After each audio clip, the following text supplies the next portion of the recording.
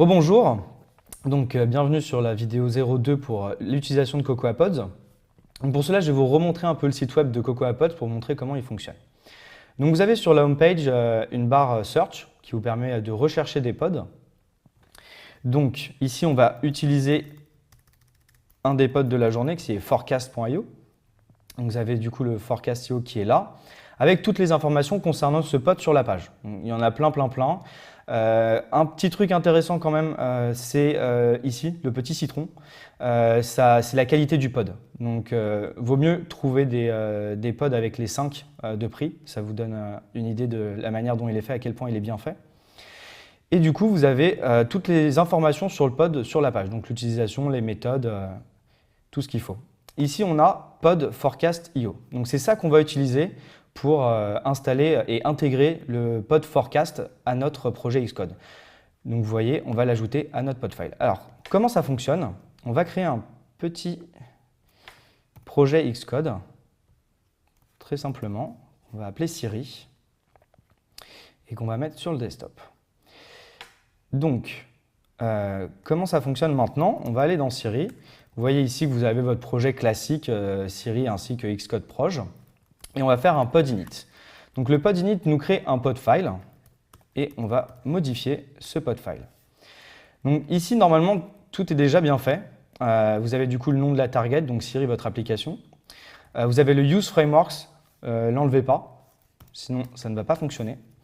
Et vous avez du coup les pods pour Siri. Donc on va du coup ajouter forecast.io.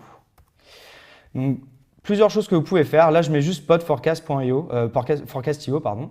Mais vous pouvez spécifier une branche sur un dépôt parce que tout est hébergé sur GitHub. Vous pouvez spécifier une version, donc avec comme ça, de mémoire, ou un tilde. Donc ça, c'est ce qui est vraiment génial avec Cocoa Pods, c'est que c'est super permissif. Vous pouvez aller chercher une branche Develop. Par exemple, sur un des pods de la journée qui s'appelle JSQ Messages View Controller, il y a toujours une branche Develop, donc vous pouvez aller récupérer la dernière version un peu alpha du pod. C'est souvent buggé, mais vous pouvez tout tester, revenir à des versions précédentes. Donc voilà, par défaut, si vous mettez pod et pas de version, ça prendra la dernière. Donc, on va sauver, on va quitter et on va faire pod install.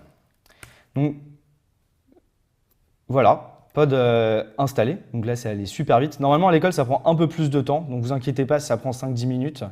C'est le cas, ça peut arriver. Et donc, qu'est-ce qu'il vous a fait? Vous avez votre podfile.log qui contient des informations, vos pods ici, qui est en fait une librairie avec tous les pods de fait, et surtout, le siri.xe workspace. Alors, maintenant, on ne va pas ouvrir le Xcode Proj, on va ouvrir la workspace. Je vais vous montrer pourquoi. Donc, on va ouvrir la workspace.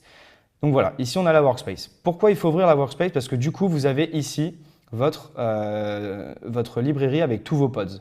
Et si vous n'ouvrez pas la workspace, vous n'aurez pas vos pods, donc à la compilation, vous ne pourrez pas les utiliser. Donc comment ça se passe après? Vous allez du coup directement, je vais revenir là-dessus pour vous montrer, ça sera plus simple.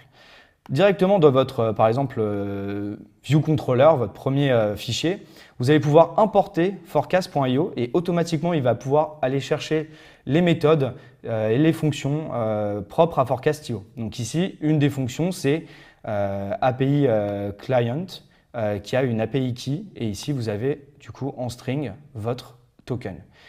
Donc voilà, c'est aussi simple que ça d'utiliser Cocoa Pods. On se retrouve tout de suite pour la 4e vidéo sur les services.